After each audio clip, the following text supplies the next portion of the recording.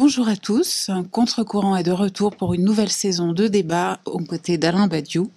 Nous sommes particulièrement heureux de l'entamer aujourd'hui en présence de l'économiste que le monde entier désormais s'arrache, Thomas Piketty, directeur d'études à l'EHESS, professeur à l'École d'économie de Paris. Son livre « Le capital au XXIe siècle » a connu un grand écho, comme on le sait, il y a un an en France. C'est toutefois aux États-Unis, au printemps dernier, qu'il a battu tous les records, rendant même aux Américains le goût de la production intellectuelle française. Votre analyse de l'explosion des inégalités au niveau mondial, votre description du poids grandissant de l'héritage par rapport aux revenus issus du travail et vos pistes pour y remédier intéressent aujourd'hui de nombreux gouvernements dans le monde. Michelle Bachelet au Chili s'en est réclamé. Le secrétaire d'État au Trésor américain vous a reçu, ainsi que différents collaborateurs de Barack Obama. L'État chinois, dit-on, vous allez nous préciser ce point, vous a même invité à aider ses universitaires à travailler sur la question des inégalités. J'ai une première question à vous poser, Thomas Piketty. L'Élysée français vous a-t-il enfin reçu, oui ou non? Non mais moi, on n'écrit pas des livres pour les hommes politiques, hein, on écrit des livres pour les gens qui lisent des livres. Donc si les hommes politiques se trouvent qui lisent des livres, ils en font partie aussi, mais je suis pas sûr que ce soit toujours le cas. Et dans tous les cas, ce sont des lecteurs comme les autres. Et moi, je m'adresse pas aux gens qui nous gouvernent. Je m'adresse à nouveau à tous ceux qui lisent des livres. Je crois dans le pouvoir des livres et des idées, dans le débat. Comment Après, expliquez-vous néanmoins que les dirigeants étrangers s'intéressent davantage à vos travaux que les nôtres? je suis pas sûr qu'ils s'intéressent plus réellement que les nôtres. Enfin, à nouveau, moi, c'est pas mon problème. Je veux dire vraiment, vraiment. Enfin, le livre, il est écrit pour tous ceux qui lisent des livres et je pense que les responsables politiques sont beaucoup plus souvent les esclaves de l'opinion dominante que le contraire et que ce qui compte, c'est la formation des idées. Les personnes après qui jouent tel ou tel rôle, très franchement, moi, c'est pas ma tasse de thé, hein.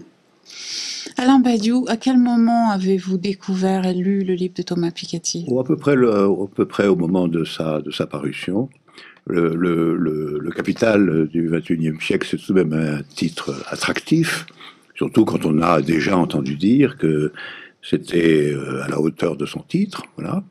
Et donc, c'est un livre que j'estimais pratiquement devoir lire, hein. Ça n'arrive pas tellement souvent, mais dans ce champ-là en particulier, alors que j'ai un rapport depuis toujours difficile à l'économie technique, à l'économie de la systématique dominante, j'ai lu ce livre. Je vais, dans notre débat, dire pourquoi est-ce que j'en ai tiré, mais je l'ai lu presque tout de suite.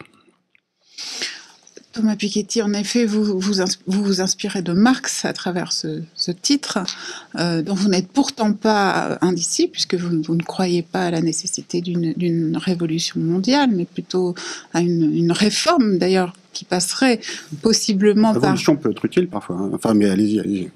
On va y revenir alors, qui passerait une réforme mondiale, notamment fiscale, puisque vous allez jusqu'à émettre l'idée dans ce livre d'un impôt mondial.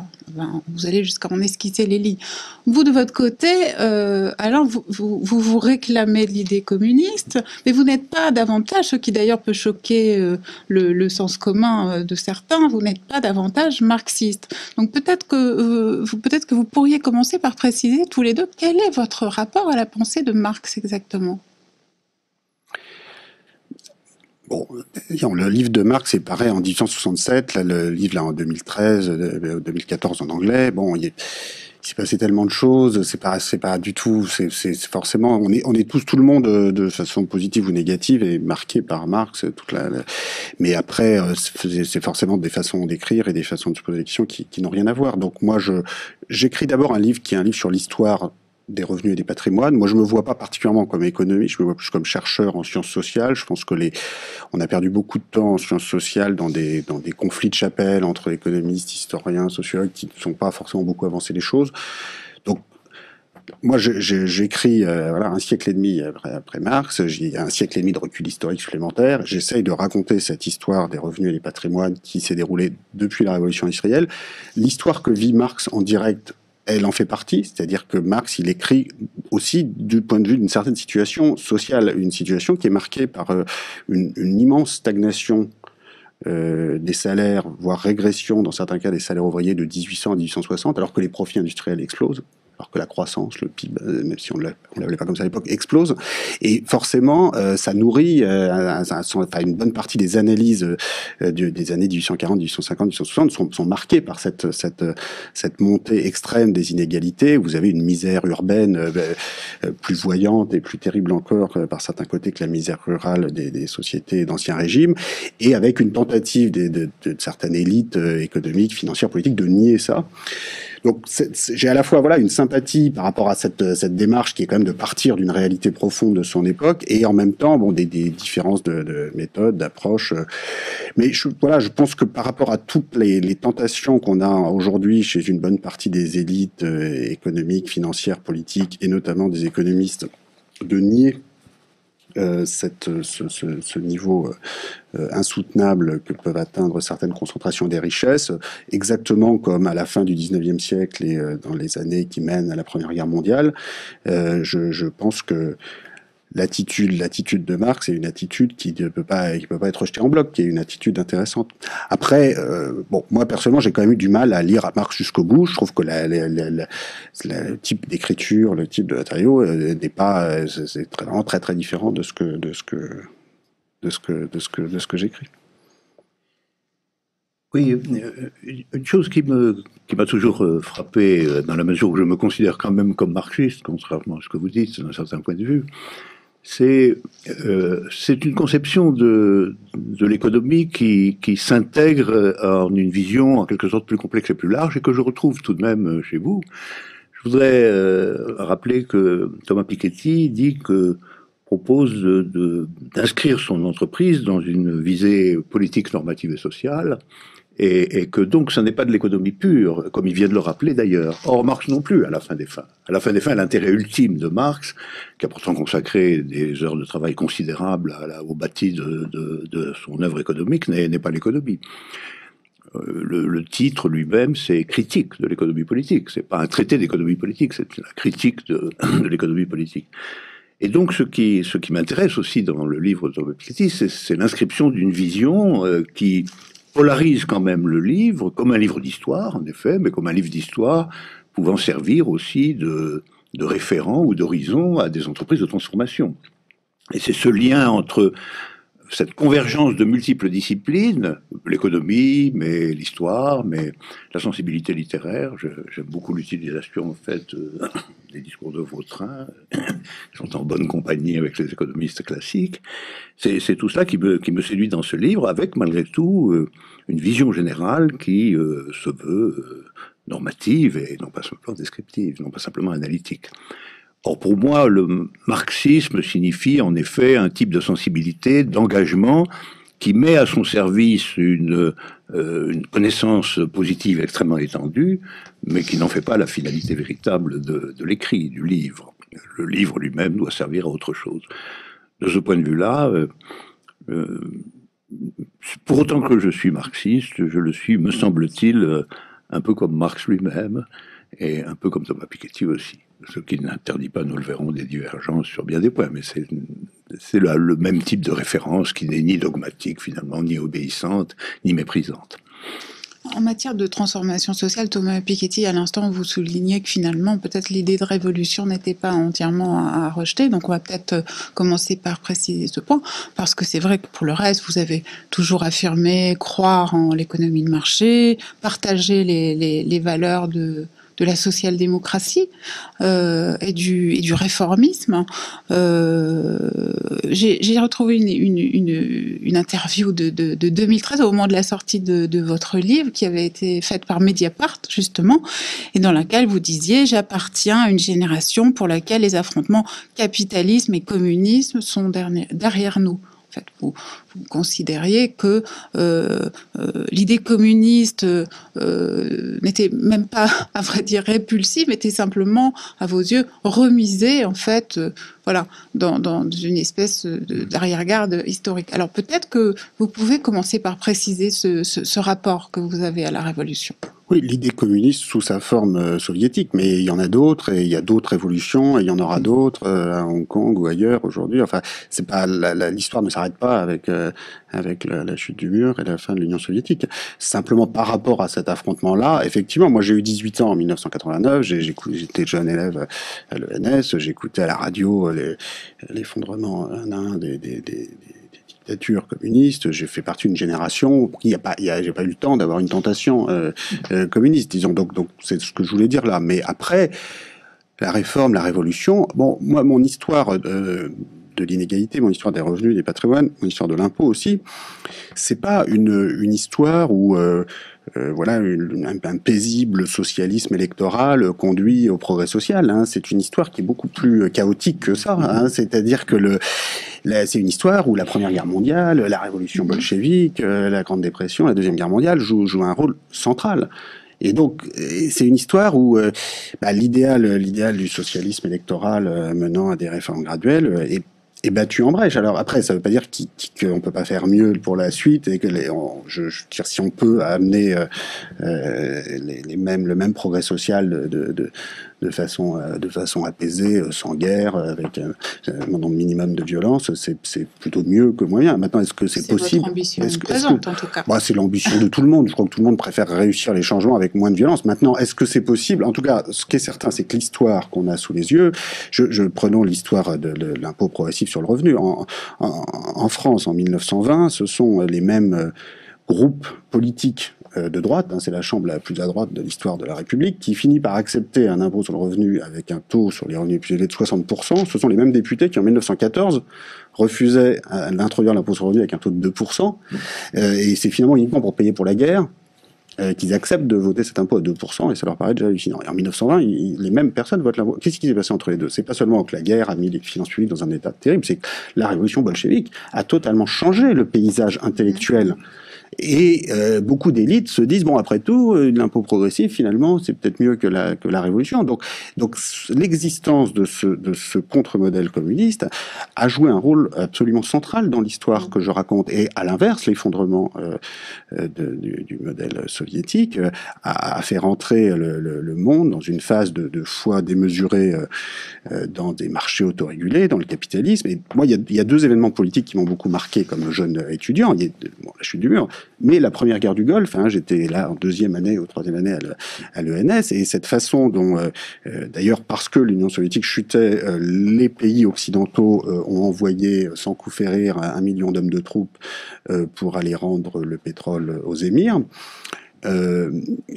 Disons que c'est une expérience marquante, parce que dans une époque où on vous explique ensuite que l'État ne peut rien et que la puissance publique ne peut rien faire face aux paradis fiscaux qui sont surpuissants, et on voit la puissance publique capable d'envoyer 1 million d'hommes de troupes pour rendre le pétrole plutôt aux mauvaises personnes. Enfin, en tout cas, il me semble que le degré de concentration des richesses pétrolières au Moyen-Orient, je fais un moment dans le livre la comparaison entre le budget disponible pour les écoles d'Égypte, pays de 90 millions d'habitants, moins de 5 milliards de dollars, et les recettes disponibles dans les Émirats pétroliers, plus de 500 milliards de dollars à quelques centaines de kilomètres de là. Et je pense que le cours naturel des choses, si tant est qu'il y ait un cours naturel des choses dans une région pareille, aurait évidemment été la redistribution par les armes, par la révolution, et seule une protection militaire occidentale a fait que les choses se sont maintenues en l'état. Donc vous voyez que cette histoire que je décris est tout sauf une histoire où le paisible socialisme électoral conduit. C'est une histoire violente parce que ces inégalités sont violentes, et parce que c'est violent que 90 millions de personnes en Égypte vivent dans la misère alors que d'autres. Donc nous on est là à essayer de récupérer quelques miettes pour nos clubs de football de la part des fonds pétroliers en question. Bon, c'est très bien, mais on contribue à perpétuer un état d'inégalité. Donc, je prenais juste ces exemples pour illustrer que, bon, ma vision des choses est un peu plus nuancée que ce que... C'est même, à vrai dire, c'est même un des paradoxes, en fait, de ce livre, peut-être. C'est vrai qu'on a le sentiment, à vous lire, que seules les périodes de guerre, de violence extrême, sont à mesure de porter un coup d'arrêt, ou de ralentir, du moins, l'explosion des inégalités, et de rétablir une espèce d'équilibre entre capital et travail. Et cependant, vous militez pour des politiques publiques qui seraient extrêmement volontaristes, et vous voulez garder cette foi dans après le les guerres, réformisme. après les guerres et après les révolutions, il faudra bien faire quelque chose. Et c'est vrai que c'est le paradoxe de votre propos. Je suis pas sûr que ce soit si paradoxal, parce que après les guerres, après les révolutions, il faudra bien faire quelque chose. Il faudra l'organiser, cet État, il faudra les organiser, ces politiques publiques. Donc c'est vrai que la lutte peut pas être une finalité en soi, elle peut être un moyen, elle peut être nécessaire, mais après il faut l'organiser, cet État. Et peut-être que quand même une des erreurs, disons, en tout cas dans l'expérience soviétique et dans les expériences communistes en Europe et en Europe de l'Est, ça a été quand même parfois de assez peu réfléchir à la suite et de comment on allait organiser l'État, parce qu'il faut la propriété privée, c'est très bien de l'abolir, mais ensuite comment on organise, il y a différentes formes de propriété publique, il y a différentes formes d'organiser la décentralisation, l'émancipation individuelle, la prise de contrôle. Je pense que les vrais débats, au-delà de l'impôt, de la fiscalité, qui est pour moi plus un facteur de transparence que simplement un facteur fiscal en tant que tel.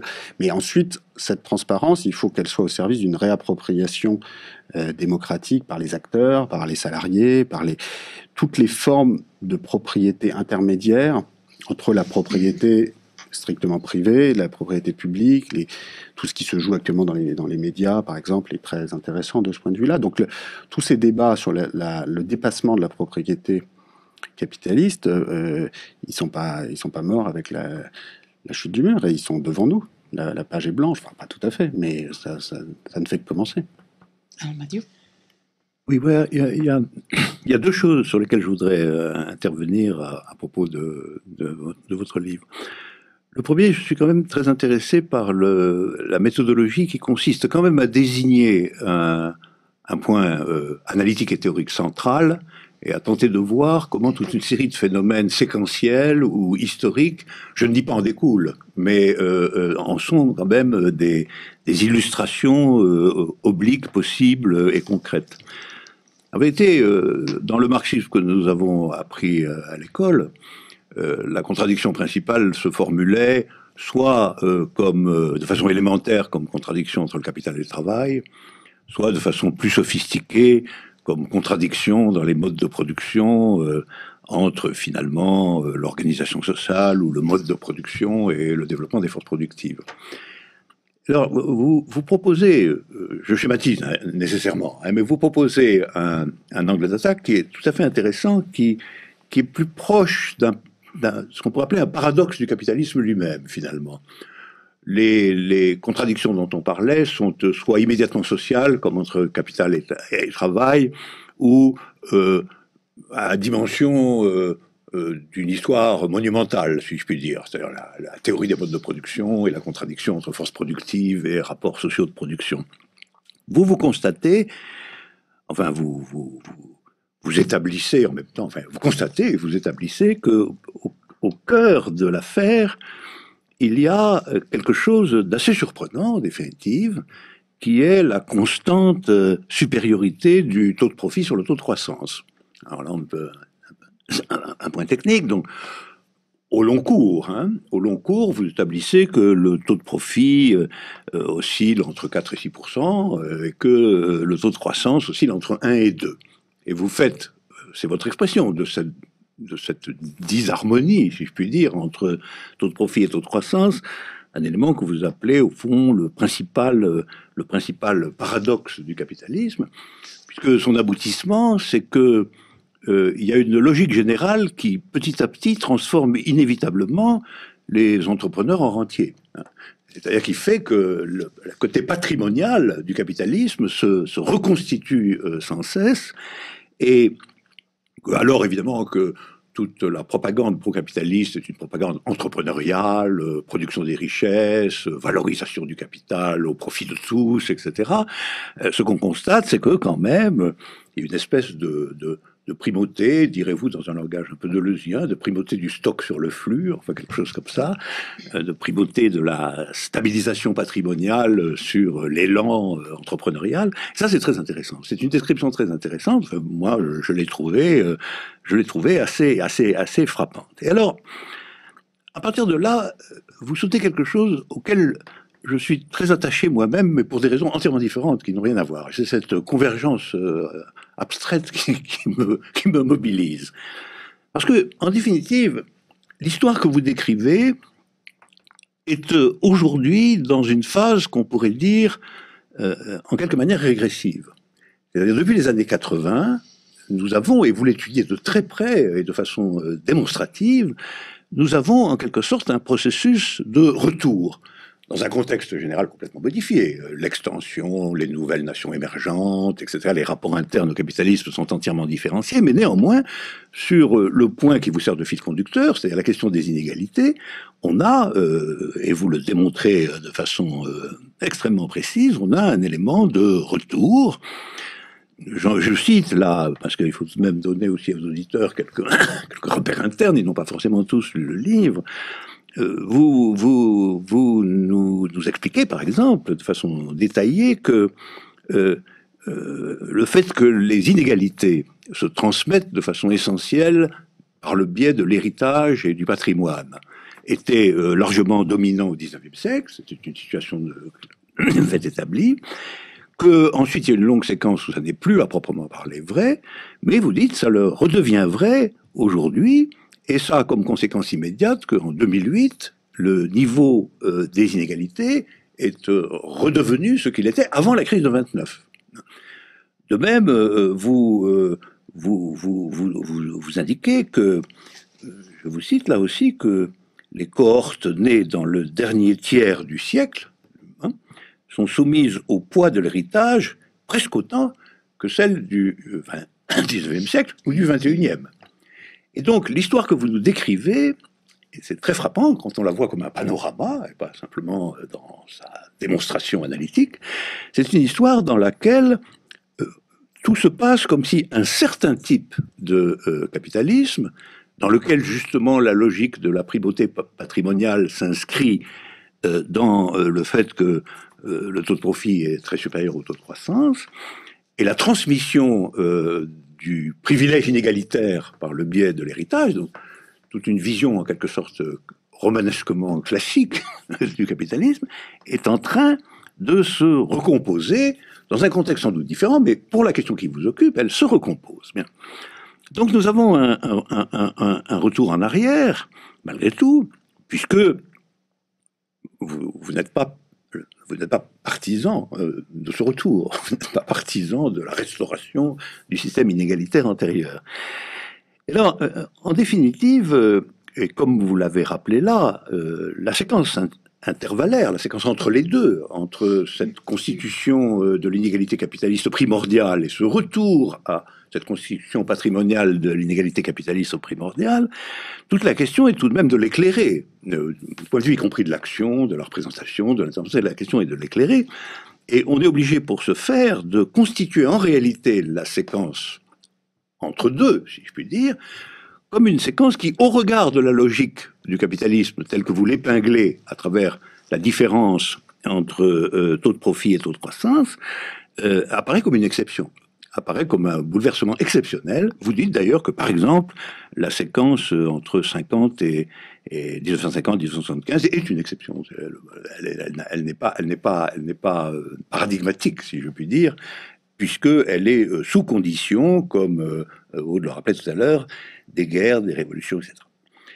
Alors moi, je voudrais je suis entièrement d'accord avec tout cela, d'abord parce que vous le démontrez, donc pas être en désaccord, mais ensuite parce que je suis parvenu moi-même à une vision historique du même ordre, c'est-à-dire à la conviction qu'il y avait une séquence générale qui entrait dans sa clôture autour des années 80, en effet, non pour le système des raisons que vous détaillez et qui viennent consolider ce qui n'était au fond pour moi qu'une sorte d'impression, mais précisément parce que, comme vous venez de le mentionner, et ça figure aussi dans votre livre, parce que entre les deux, il y a eu alors une exception d'un autre type, une exception politique, une exception révolutionnaire, une exception qui a proposé une représentation générale de la société organisée de façon différente.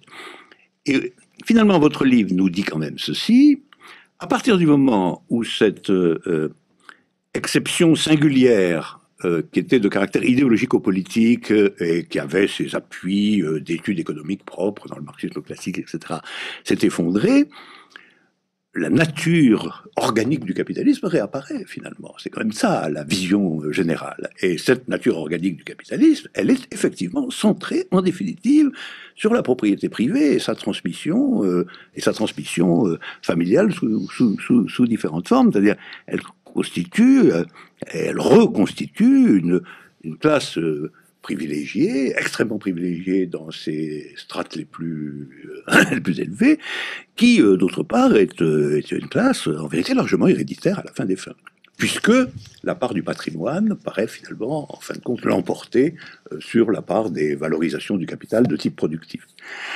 Alors, il me semble quand même que tout ceci n'est pas réductible au simple mouvement des lois économiques, puisque des dimensions proprement événementielles interviennent avec une force considérable, comme vous le rappelez, et non seulement des formes événementielles, mais des forces idéologico-théoriques, d'une amplitude et d'une massivité, en quelque sorte historique, considérable.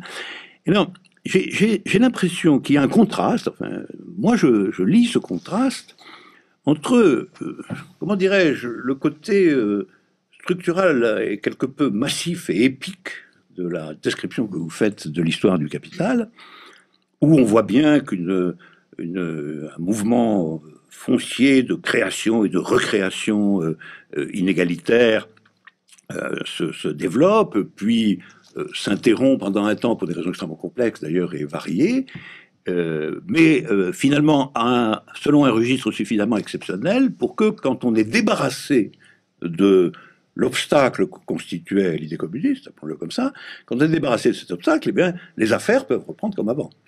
Les affaires peuvent reprendre comme avant. Et alors, je trouve qu'il y a un contraste entre ça, qui était un diagnostic que je partage. Il m'arrive quelquefois de dire que nous sommes revenus, en réalité, je recule plus que vous, enfin, aux années 1840, je dirais quelque chose comme ça, c'est-à-dire au moment où tout est à recommencer, finalement, puisqu'il faut reconstituer une vision hétérogène, en faisant le bilan de ce qui s'est passé. Alors ça, cette vision large, et puis les propositions, alors pour reprendre dans votre vocabulaire, les visées politiques, normatives et sociales qui soutiennent vos derniers chapitres, et qui me paraissent, au regard même de la description que vous proposez, décevantes. Parce que, en vérité, un impôt progressif et mondial sur le capital, c'est une idée d'une extraordinaire abstraction tant qu'elle n'est rapportée à aucun espace politique possible. Alors, c'était la question que je vous poserais finalement. Votre livre ne dit pas du tout que la politique, l'histoire, les guerres, les révolutions sont insignifiantes dans cette histoire, absolument pas, au contraire, mais comme d'une certaine manière, lorsque tout cela a fait son temps et que les choses reprennent un tour d'expansion capitaliste planétaire, finalement, eh bien, on a la déception de voir que les méthodes de régulation, etc., semblent très improbable, quoi. Très improbable, parce que qui peut décider vraiment, dans les conditions du présent, d'un impôt progressif mondial sur le capital, selon quel paradigme politique, etc. Tout ça est laissé dans l'obscurité. Et en plus, quand vous donnez des perspectives d'ensemble, je terminerai là-dessus, objectives, c'est-à-dire quand vous dites, quand vous entrez dans la supposition, par exemple, que les puissances émergentes aient fini le travail de rattrapage d'ici un certain nombre de décennies, vous dites que le résultat sera une situation à peu près comparable à celle de la France, avec des taux de croissance avoisinants ou même inférieurs à 1%, et pas du tout les grandes et glorieuses performances économiques des États-Unis ou de l'immédiate après-guerre. Donc c'est une promesse pauvre tout de même, ça. C'est une promesse qui n'est pas enthousiasmante. Voilà. Et votre analyse est épique, mais votre conclusion ne l'est pas. Peut-être pour résumer la question d'Alain Badiou, pour ceux qui nous écoutent, maintenant que le bloc, en définitive communiste, s'est effondré, qu'est-ce qui peut encore faire peur aux capitalistes? Qu'est-ce qui peut freiner l'expansion du capital que vous ne cessez de décrire d'ailleurs dans ce livre sur une longue période historique? Oui, il faudra des luttes, hein, ça va pas se faire comme ça. Moi, j'ai jamais dit que ça allait se faire comme ça. Je veux dire que l'histoire, moi, j'essaye surtout d'analyser l'histoire passée hein, dans ce livre, et c'est vrai que j'ai pas la prétention d'analyser les mouvements sociaux et politiques futurs, mais j'écris dès l'introduction, dès les premières lignes de l'introduction. Voilà, l'histoire invente toujours ses propres voies, et je suis pas là pour dire les voies qu'elle prendra ensuite. C'est peut-être d'autres livres, je sais pas. Mais là, c'est pas vraiment l'objet du livre, mais en tout cas, je suis parfaitement d'accord que les choses ne vont pas se faire comme ça. Rien dans l'histoire passée suggère que, à nouveau, un paisible processus électoral va conduire, comme par enchantement, à ces solutions. Il n'empêche qu'il ne me semble pas inutile d'y réfléchir. Et donc refuser de réfléchir à cette solution au motif qu'il va falloir des luttes, des mouvements d'une ampleur considérable pour y arriver, me semble être une attitude un peu, comment dirais-je, conservatrice, puisque c'est souvent l'attitude des conservateurs, consistant à dire tout ça est utopique, tout ça n'arrivera pas, donc n'y réfléchissons pas. Je pense que c'est quand même utile d'y réfléchir. Pour le bilan du siècle passé, alors là, je suis parfaitement d'accord sur cette importance considérable du contre-modèle communiste. Et vraiment, je l'écris à chaque ligne, à chaque chapitre. Enfin, elle est là. Moi, je suis très marqué quand même dans toute ma réflexion sur l'étude de la France d'avant 14. Hein, il faut bien voir ça. C'est-à-dire que cette espèce d'illusion républicaine par laquelle les élites françaises, économiques, financières, politiques, économiques, nous expliquent que la Révolution française ayant été accomplie, on a besoin de rien d'autre, pour résumer. L'étude de cette période est fascinante, parce qu'on a en vérité un degré de concentration des fortunes, de concentration des richesses, un processus de spirale inégalitaire qui mène à la guerre, et qui, je pense, n'est pas non plus sans rapport avec la guerre. Je pense que les tensions sociales internes très fortes aux sociétés européennes contribuent évidemment à cette montée du nationalisme, des tensions. Donc je suis très marqué par l'étude de cette période, et rien dans cette expérience ne suggère que des solutions que je décris à la fin du livre vont se faire de façon paisible. Enfin, donc là, il y a un malentendu. Je crois que je suis quand je parle du Moyen-Orient, ou quand je parle des relations commerciales qu'on continue d'avoir avec des paradis fiscaux, avec la Suisse, tout ça, à aucun moment je ne laisse entendre que tout ça va se faire de façon apaisée dans un cabinet ministériel. Enfin, je crois pas, hein, vraiment. Donc, je suis parfaitement d'accord. Alors après, est-ce que pour autant je suis capable d'indiquer dans ce livre la forme que prendront ces mouvements sociaux et politiques? Non, c'est vrai, j'avoue, le livre ne fait pas ça. Le livre ne fait pas ça, mais il n'en nie absolument pas l'importance. Mais je suis d'accord. Je ne vous imputais pas de prétendre que les choses allaient se passer dans la douceur. On a plutôt l'impression, quand on arrive à la fin de votre livre, qu'elles vont pas se passer du tout. C'est plutôt ça le problème. Et pour une raison quand même importante, c'est que, en définitive, ayant procédé à cette description dans la figure du retour, on pourrait attendre que vous proposiez que, idéologiquement aussi, il y ait un retour. C'est-à-dire que, finalement, puisque la logique capitaliste de l'explosion des inégalités, de sa constitution patrimoniale, de sa transmission par l'héritage, etc., nous ramène descriptivement, invinciblement, justement à la période qui vous a tant marqué, la période et que vous décrivez dans des termes que j'approuve absolument, c'est-à-dire cette espèce d'illusion plaqué sur une situation d'inégalité monstrueuse, etc. Si on revient là, mais peut-être faut-il revenir aussi, et symétriquement, à ce qui s'y est opposé à l'époque. Pourquoi ne serait-ce pas la contradiction elle-même qui aurait à revenir? Pourquoi ne poussez-vous pas l'analyse jusqu'à ce point-là? C'est ça qui m'étonne, parce que, d'une certaine manière, on attendrait que, ayant aussi fortement et aussi pleinement indiqué le mouvement par lequel, au fond, non seulement la pratique, mais l'idéologie, les thèmes, la justification absolument du capitalisme patrimonial qu'il donne à lui-même, la conviction qu'il est le monde, le seul monde valide, exactement comme la Troisième République le pensait, que tout ça revient. Et donc, le communisme devrait revenir aussi. Oui, mais pas le même. Pas le même, oui. Moi, j'essaye de réfléchir au suivant, c'est-à-dire que quand je pense les limites très fortes qui doivent être imposées à la propriété privée et à son pouvoir absolu, peuvent prendre plusieurs formes. Donc il y a toutes les formes qui relèvent d'un partage du pouvoir, d'un nouvel équilibre du pouvoir entre les salariés, les actionnaires. C'est très bien. Il ne faut pas sous-estimer complètement la forme fiscale. C'est-à-dire que quand vous avez, si le taux d'imposition sur les patrimoines est plus important peut atteindre, je mentionne, 10% par an. Ça veut dire que la propriété, c'est le droit de propriété lui-même qui est remis en cause d'une façon très très redoutable. Et puis s'il faut que ce soit 20%, 30%, allons-y.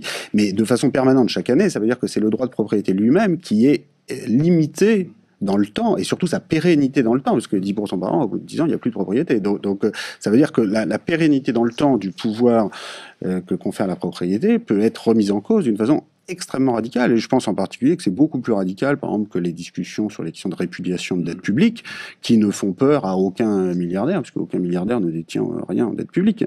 Donc c'est autrement plus radical de parler d'impôt progressif sur le capital que les propositions pseudo-radicales que j'entends ici ou là sur la répudiation de la dette. Donc, enfin, parlons-en, mais je crois vraiment que oui, tout ça va pas se faire naturellement, mais ça n'empêche pas de réfléchir à la suite, la façon dont on veut organiser la propriété, la fiscalité dans un cadre nouveau.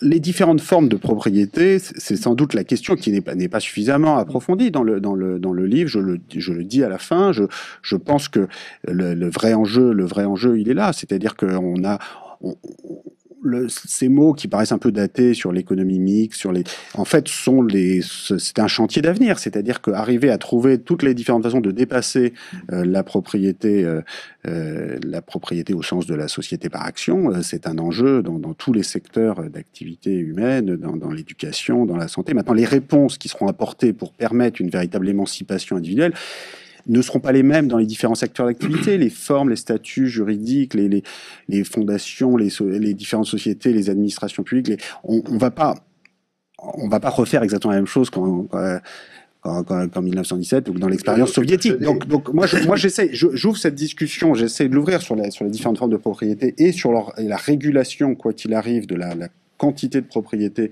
qu'une personne peut détenir et faire en sorte qu'elle ne puisse pas se perpétuer dans le temps. Voilà, cette discussion n'est couverte à la fin parce que je pense que j'aurais été gêné d'arrêter le livre à la fin de la partie 3, mais je reconnais bien volontiers que la partie 4 n'est qu'au mieux qu'une introduction superficielle à ce que devrait être une perspective pour l'avenir. Vous faisiez mention à l'instant des critiques du côté de l'extrême gauche, enfin de la gauche radicale du moins, de cette question du défaut sur la dette. Et c'est vrai que du côté de la gauche radicale, certains vous reprochent, Thomas Piketty, de vous attaquer en effet à la question des inégalités, ça incontestablement, mais de le faire sans toucher, par exemple, au fondement actuel de l'Europe, de l'Union européenne, sans véritablement vous attaquer à la question de la libre circulation des capitaux, à ce type de questions, et finalement de vous cantonner à au sein donc de chaque État à une amélioration des conditions de la fiscalité, et certains vous reprochent, oui, en quelque sorte, de vous cantonner à cette rustine fiscale. Qu'est-ce que vous leur répondez ? Moi, je pense que c'est beaucoup plus radical de faire l'impôt progressif sur le capital privé que je décris que toutes les répudiations de la dette publique du monde. C'est beaucoup plus radical et c'est beaucoup plus dangereux pour la propriété privée.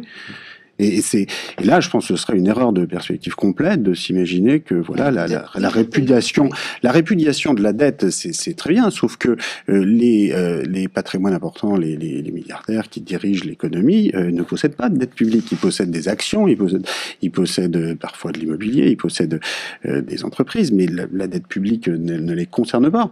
Donc, s'imaginer qu'on va remettre en cause leur pouvoir et qu'on va aller à une société moderne comme ça, une meilleure comme ça, en répudiant la dette, je pense que pour le coup, c'est vraiment une illusion. Donc je crois que là, il y a une erreur de perspective qui est peut-être commise par une partie de la gauche radicale qui ne prend pas suffisamment l'impôt au sérieux, c'est-à-dire qu'on a besoin de repenser cette forme de façon radicale, cette forme d'action de redistribution qui est l'impôt. Maintenant, il y a plein d'autres formes. L'inflation peut être redoutablement puissante comme mode de redistribution des richesses, avec à la fin un ciblage social de qui en fait les frais et de qui en bénéficie, qui peut être parfois, qui ne va pas forcément dans le sens qu'on souhaite au départ. Après, sur les formes d'action nationale, internationale, paisible, pas paisible, Franchement, moi, le fond de ma pensée, c'est que c'est difficile de faire c'est difficile d'imaginer un scénario d'union démocratique européenne. Je crois je pense que les institutions européennes actuelles sont totalement incapables de conduire la moindre politique de progrès social ou fiscal dans le sens où je l'envisage. C'est-à-dire que je pense qu'on est dans une confrontation d'intérêts nationaux à travers les chefs d'État, dans une règne de l'unanimité qui interdit de faire quoi que ce soit. On aurait besoin d'un parlement démocratique pour un plus petit nombre de pays où la règle de la majorité s'applique et où on peut espérer convaincre les uns les autres d'appliquer des politiques justes et radicales s'il le faut. Les institutions actuelles ne le permettent absolument pas. C'est très difficile d'imaginer un chemin conduisant à des institutions plus démocratiques et sociales qui soit un chemin totalement apaisé. Je veux dire, on aimerait le croire, mais on n'imagine pas. Je pense que, en particulier, un des problèmes, c'est qu'on s'est vraiment habitué pendant trop longtemps au sein de l'Union européenne et des pays européens en général, y compris pour ceux qui n'en font pas partie, comme la Suisse, à avoir le libre-échange et la libre circulation des capitaux en échange de rien du tout. En échange d'aucune régulation collective, fiscale et sociale. Et je pense qu'il faudra forcément passer par une phase où des sanctions commerciales et certaines fermetures sur la circulation des capitaux et des biens et services seront nécessaires. C'est-à-dire, je ne peux pas imaginer que des sanctions, si les sanctions ne sont pas mises à exécution, alors c'est pas exactement la bombe nucléaire sur la Suisse, mais c'est quand même des formes de sanctions économiques, sociales fortes, et c'est très difficile d'imaginer un scénario où tout ça se passe tranquillement. Oui, en vérité, moi je suis d'accord avec vous sur un point, c'est que je ne pense pas que la figure de l'ultra-gauche centrant la chose sur la dette et en fin de compte centrant la chose sur une contradiction latente entre les virtualités nationales et la bureaucratie européenne soit pertinente du point de vue de l'analyse de la situation actuelle. Je ne pense pas que ce soit là que se situent les difficultés. Mais enfin, moi je voudrais faire preuve d'un travers de philosophe tout de même. Je reste quand même convaincu que vous installez votre description du retour du capitalisme à son être primordial, établi et déployé au XIXe siècle, interrompu par d'extrêmes violences, par l'expérience bolchevique, par les guerres pendant un temps et reprenant son cours. Vous l'accompagnez vous accompagnez tout cela dans une situation de faiblesse idéologique, parce que en fait, nous vivons malgré tout idéologiquement dans un triomphalisme de tout cela. Un triomphalisme du capitalisme qui a remporté la guerre, finalement, contre l'alternative. À ne pas dire que ce que nous devons reconstruire intégralement, c'est cette alternative elle-même, on est évidemment dans une position semi-défensive, malgré tout. C'est-à-dire, vous dites, à l'intérieur de ce mouvement, qui est un mouvement de retour et d'assomption triomphale de l'idéologie qui va avec, nous pouvons opposer des propositions d'avenir de caractère relativement technique, sans entrer véritablement dans la question de savoir quelles sont les propositions politiques et idéologiques qui soutiennent tout cela. Or, en fin de compte, dans les combats, quels qu'ils soient, on ne peut compter que sur un minimum d'unité de pensée des gens, qui n'ont ni les capitaux, ni la police, ni l'armée, etc. Donc c'est leur unité qui compte, c'est leur unité subjective, quel que soit l'enjeu. Et cette unité subjective, je ne vois pas comment elle peut se cimenter en l'absence totale de toute hypothèse qui serait l'hypothèse d'une alternative globale. Voilà. Et je pense qu'il faut une alternative globale, je ne dis pas au sens d'un modèle précis, préconstitué, etc. Toutes les questions ouvertes par que vous signifiez, les formes de propriété, etc., c'est des questions ouvertes, je le sais parfaitement. Mais quelque chose qui affirme, qui dit, qui prononce, au regard même du diagnostic que vous portez, à savoir en tout cas ce système-là est hors d'état, dès qu'on lui lâche la bride, si je puis dire, de produire autre chose que des inégalités dramatiques et transmissibles. Mais au regard de tout ça, il faut quand même proposer ne serait-ce que l'idée, la vision, la possibilité, disons, la possibilité de quelque chose qui soit radicalement d'une autre nature. Alors, peut-être ne faut-il pas reprendre la phrase de Marx dans le manifeste sur lequel la totalité de son programme se résume en une seule phrase, abolition de la propriété privée. Mais enfin, il faut d'abord toucher quand même à cette vache sacrée, d'une manière ou d'une autre, vous le faites d'ailleurs, vous venez de le faire, en tout cas. Mais il faut plus que cela. Il faut nourrir la conviction politique, organisée, collective, que cette organisation de l'économie exige quand même qu'on pense, qu'on se figure, qu'on propose une possibilité alternative. Et que malgré tout, la situation actuelle, c'est dans la défaite historique du modèle effectif de cette alternative, un creux quand même qui fait que tout semble devoir repartir de l'analyse détaillée du capital. Alors, je pense que l'analyse détaillée du capital, son histoire, etc., telle que vous la faites, est indispensable.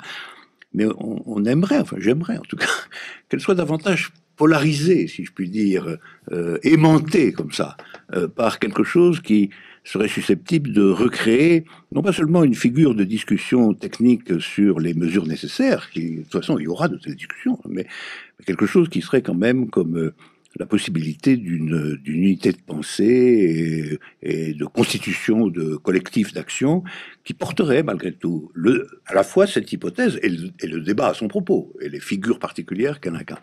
J'ai quand même le sentiment que quand on n'a pas cela, et on l'a pas vraiment dans votre livre quand même, quand on n'a pas cela, on a l'idée que du caractère, on a un certain sens inéluctable de ce retour en arrière dès que les grandes catastrophes sont terminées, finalement. C'est-à-dire que dès que la situation est légèrement pacifiée, on n'a plus Staline, on n'a plus le bolchevisme, mais on n'a plus non plus le nazisme, on n'a plus les guerres mondiales, en tout cas elles ne sont pas à l'ordre du jour, peut-être qu'elles vont revenir, ça c'est une autre affaire, peut-être qu'elles vont revenir.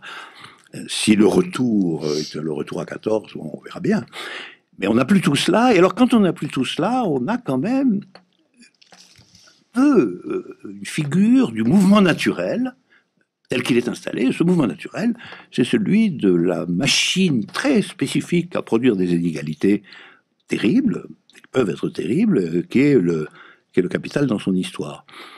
Or, je pense que c'est pas un hasard si, d'un bout à l'autre de leur combat, les révolutionnaires modernes, c'est-à-dire ceux qui se sont attaqués au capitalisme, je parle de ceux-là, ont dû toujours être aussi des idéologues, des philosophes, des gens porteurs d'une vision ample et générale, et que c'est toujours dans ce cadre-là qu'ils ont organisé, tenté d'organiser les luttes que vous savez, que vous déclarez vous-même être inévitables et indispensables, puisque vous admettez que rien de tout cela ne va se passer par les victoires électorales de la social-démocratie, dont nous savons quand même maintenant de quoi elles sont porteuses.